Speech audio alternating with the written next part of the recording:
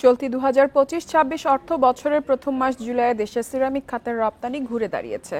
এ সময় রপ্তানি হয়েছে $৩.15 মিলিয়ন সিরামিক পণ্য, যা আগের অর্থ বছরের একই সময় ছিল $2.77 মিলিয়ন।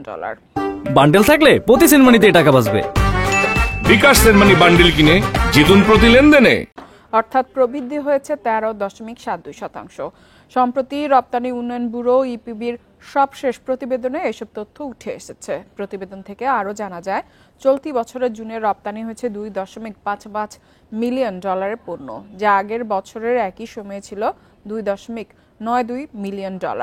খাত সংশ্লিষ্টদের মতে গ্যাস সংকট কিছুটা কমে আসায় উৎপাদন বৃদ্ধি করা সম্ভব হয়েছে, তবে তাদের মতে সংকট এখনো কাটেনি। এদিকে ২০২৪-২৫ অর্থ বছরে বাংলাদেশ থেকে $33.55 মিলিয়ন সিরামিক পণ্য রপ্তানি হয়েছে।